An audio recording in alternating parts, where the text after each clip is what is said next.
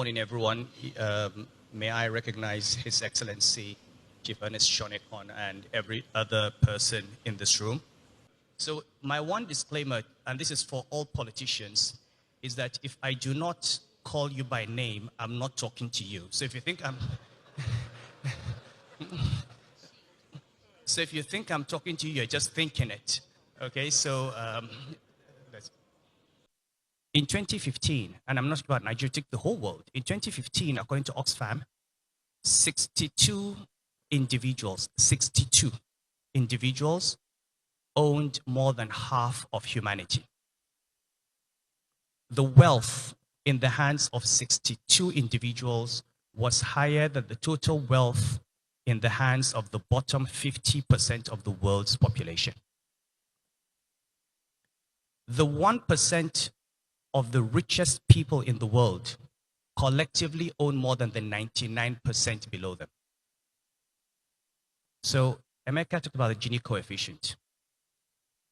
And you can think about that in Nigeria. In an era where we're growing, where we're producing billionaires and people going on the Forbes list and counting ourselves among prosperous nations. I actually had a situation where a famous politician who is unnamed said that a mark of the economic prosperity of this country was the number of private jets we had. It's the elite mindset. Now, let me tell you a story. When I became Emir, and this was within the first 6 months of being Emir, and every day I deal with these issues. People come in, some want help for medical assistance, some want support for education, some want food, and so on. And usually there's a time for those appeals after we've taken the communication from the districts. And on this day, while taking the letters from the districts, I heard this big scream from a lady who was waiting behind. And I said, go and check what is happening. And when they checked, they found that this woman waiting for her turn to ask the Emir for assistance, while waiting there, her baby died. And her baby died because she had come to the Emir to appeal for assistance. She needed 3,000 naira to buy drugs. Context, that is much less than $10. Now, for me, coming from the central bank and being an Emir, I came face to face for maybe the first time in my life with what it means when we say X% of Nigerians are living on less than $1 a day. It means that for those people, their children die every day because they cannot afford 3,000 naira on drugs. 3,000 naira.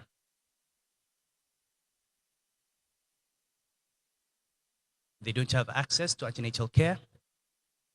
They have no access to immunization. If they get malaria, that's a death sentence. Their daughters get taken out of school. 75% of adolescent girls in the Northwest are married. We have the highest rate of VV fistula in the world. I've heard this figure about 62% of Nigerians living in poverty. But just as you look at inequalities vertically, you must also look at inequalities horizontally. And I'm coming down to the question of prosperity and peace.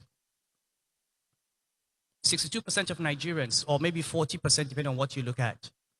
But break down those numbers. In Lagos State, the poverty rate is 8.5%. In Zamfara, it is 91%. In Kano, it is 77%. In Yobe, it is 90%. And demographically, these are the most populous parts of this country. So think through those numbers and put human beings behind those numbers. And then ask yourself, how many Nigerians out of this 170 million are living on less than $1 a day, where do they live, and is there likely to be peace and stability in those areas in the future? It's simple. Until we begin to think of economics, not in terms of GDP, inflation, reserves, but in terms of how many human beings are able to eat 3 square meals a day, how many young people have an education, how many people have an opportunity in life, we can never have peace. Nigeria is a country today with 170, 180 million people. The median age is 19. In the next 20 years, you will have at least 85 million Nigerians between the ages of 20 and 40. That is the population of Germany, the 3rd largest economy in the world. 85 million. What economy are we building for those people? And that's why when you think of all the things we've heard today, it comes back to challenging the way we've been taught to think about economics. And also challenging as bankers, and I'm a guilty person. I mean, I ran a central bank on the basis of classical neoliberal macroeconomic theory. I apologize for any damage I've caused. But the point remains, look at all the ideological conversations in the world which no longer happen. Take the debate on migration. We've all joined it. Migration is bad. Africans are migrating to Europe. Bad for who? Bad for Africans or bad for Europeans? When Africans were taught to migrate in the 17th century, held in chain and put in ships and taken to plantations to work as slaves, was that bad? When Europeans migrated to Algeria and Tunisia and South Africa and Nigeria and set up colonies and settler colonies and apartheid systems, that was migration. Why wasn't that bad?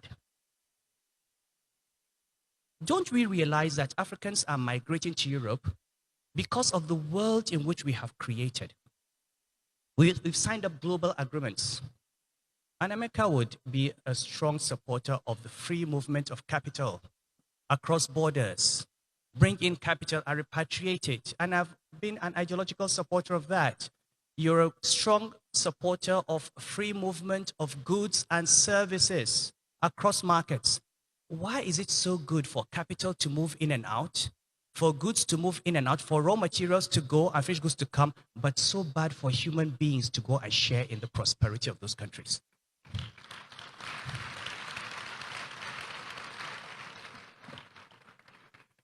Why is it okay for you to sit in New York and London and bring in X billion dollars into the Nigerian capital market, buy shares, buy currency, make profit, take it back, but bad for the Nigerians to follow that money and try to share in that prosperity?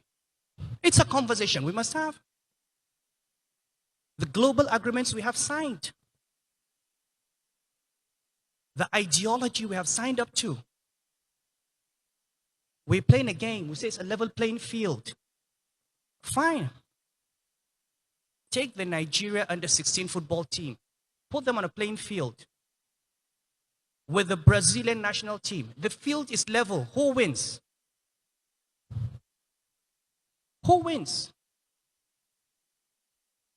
You cannot have a level playing field when you sit down and sign up to agreements that were designed and fashioned by partners in an unequal relationship. So where to begin? And all of us are all living in this post-colonial mindset, is to begin to ask ourselves where, as Africans and as Nigerians, whether we're actually even thinking independently. And what will help us think independently is to continue asking that basic question in every economic statistic we look at, in every transaction we go into. How does this translate into the life of that human being? So even the woman that we're talking about, And I'm a very strong supporter of women's causes. And you know, I've spent all my life supporting women's causes, what I call elite women's causes. We have too many queen bees. How many of you who have become top bankers, top politicians, have actually done anything for those children who are taken out of school? Take our political life, all the debates that happen, governors seeking elections, presidents seeking elections, senators seeking elections, the topics that are discussed. Can you tell me, when last did you see a debate where politicians talked about what they are going to do about girl-child education, about forced marriage, about domestic violence, about the rights of women who are divorced and left with children uncatered for? And why are we surprised if on the streets of Kano or the streets of Zamfara or the streets of Sokoto we see child beggars, when we allow their fathers to marry 3, 4 wives and have 22 children on an income that cannot support those families? And if they're on the street, why are we surprised that they go on drugs? And if they go on drugs, why are we surprised that they end up as radicalized individuals? We need to ask ourselves, does this privilege not impose upon us a responsibility? The Chad Basin lost 90% of its water reserves. It didn't lose those reserves overnight. It lost those reserves over decades. Farmlands went waste. Desertification encroached. As far back as 2000, I did a paper in Cape Town, looked at the United Nations Human Development Indices, broke them down, and this is why I say we must look at horizontal inequalities. I broke these down and looked at them state by state. And I remember saying in that paper that if Borno and Yobe were a country of their own, they were poorer than Niger and Cameroon and Chad. But we didn't realize it. So why are we surprised that that area is unstable? We can't run away from the human being. And we can't run away from education. In 1978, when Deng Xiaoping started the opening up in China, there were maybe 30 million graduates in China, if at all. Today, China has more graduates than the entire population of the United States. 700 million Chinese were living in poverty in 1978. That number is down to 30 million. We talk about a Chinese miracle. We talk about an Asian miracle. Why is it a miracle? It's not a miracle. It's just about human beings doing what they needed to do and saying that we are going to build an economy that takes care of our people. China goes to the table to negotiate World Trade Organization, to negotiate international treaties. When it goes to that table, it asks itself, what is good for China?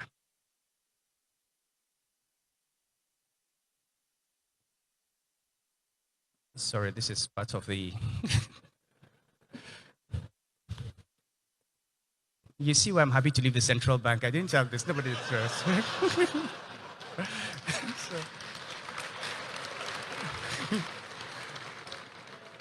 Anyway, so when we go for these events, when we sign these contracts, we should look between the lines and say, what is it that's going to bring benefit to the Nigerian on the street?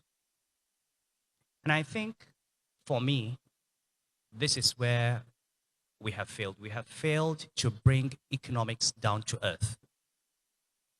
And economics can help us, even in the most difficult conversations we're having today. We have a constitution that says we must have a governor and a deputy governor and a state house of assembly in every state, 36 states. You have a president and a vice president and a minister from every state. You have 109 senators, over 300 members of the House of Representatives. You have 774 local government chairmen. In each local government, you have 10 councillors and a speaker.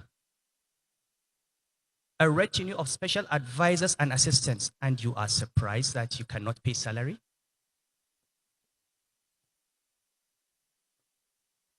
I mean, really, we are surprised that we're spending 80-90% of our revenue on public servants? That's the system we designed. So you want to have a conversation on restructuring? Let us have a conversation. How do you reduce costs of governance without amending this structure? Do we need 40, 30 legislators in every state? Do we need 500 legislators in Abuja? Must we have 36 ministers or more? This is a constitutional conversation. You don't have education. You don't have public health. We've seen the numbers. Infant mortality, maternal death at childbirth. Yet, the states and the local governments who are supposed to provide education and healthcare do not have the lion's share of government revenue. Let's have that conversation. It can be an intelligent dialogue. You don't need to shout Biafra or shout Boko Haram. Let's sit on a table. Let's talk about what works for Nigeria. At the end of the day, devolution is not about ethnicity or religion. Devolution or revenue allocation formula or whatever, it's all about bringing development to the grassroots. And it's a conversation that you should have. But when we cloak this in gender, in ethnicity, in religion, then first we lose the opportunity to make progress. And second, we reflect our own ignorance. Because at the end of the day, if that is the problem, it will never disappear. If you divide Nigeria into 100 different countries, you will still have multiple ethnicities, multiple religions, and you have to divide those 100 into another 100. And how do you identify yourself? Emeka is a Kano man. We've been friends working in Kano. I don't know where Emeka comes from. I don't know. I don't think he considers himself as coming from anywhere other than he's just a human being. He's an individual.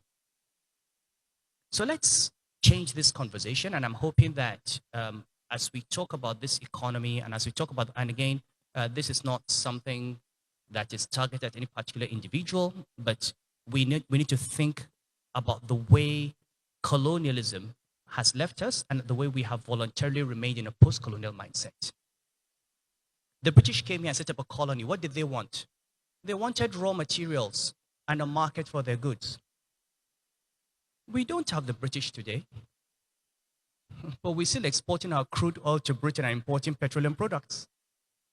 They don't even need to have colonial officers. We do it ourselves. We're keeping the refineries open. The largest export of the United Kingdom to Nigeria is what? Petroleum products. And we are an oil-producing country.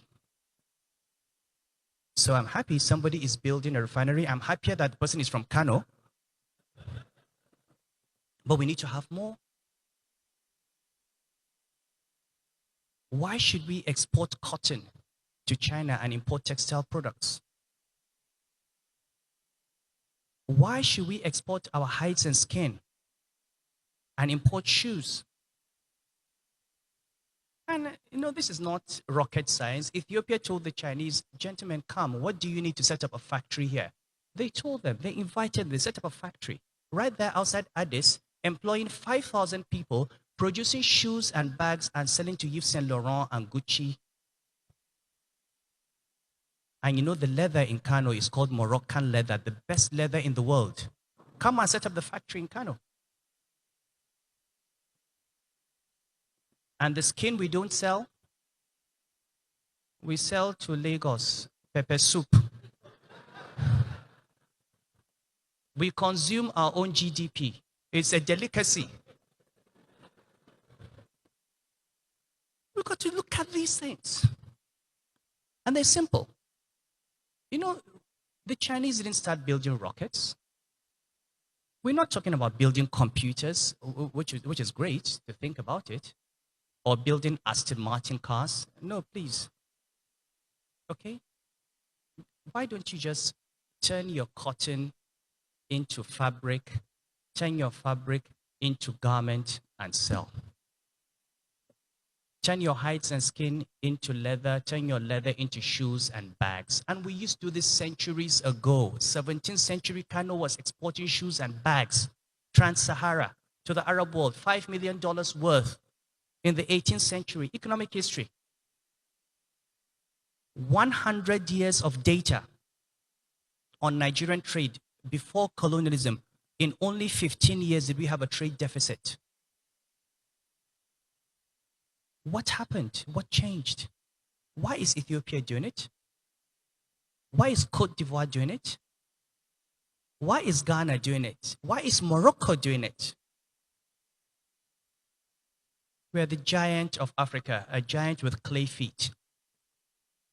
So we must first of all stop being in denial. And the way to wake up is to look not at the people in this room, because you do not represent Nigeria. We do not represent Nigeria. For every young northern Muslim girl like her, there are millions who did not even complete primary education. And they're walking around with wares, trading. They get married off without their consent. They produce children, they get beaten. After some time, they get divorced. And I'm talking about what I know, what I deal with every day. 4, 5 children. Somebody wakes up and says, I divorce you. Go home. Her father sent her, maybe the father, as we heard from Miss Graham Douglas, maybe when the father married her off, he thought he was taking a burden off himself, taking off one daughter. She comes back with a baggage of 6 that he did not produce, that he has to take care of, and his income has not gone up. Which is fine. But what is bad about it is that our system does not even see this as a problem, and the system does not protect them. Now, who is going to protect them? It's us. It's those of us who have been privileged to get this education, to give our daughters this education, to have our sisters with this education. We are the ones responsible for protecting those voiceless majority. And we have failed in that. And you know, today you go out in your car and they're hailing you. In 20 years, they will start carrying stones. Because those young people that you see on the street are going to be young men and young women without an education and without jobs. So you tell me there's no prosperity without peace? I say to you, there's no peace without prosperity.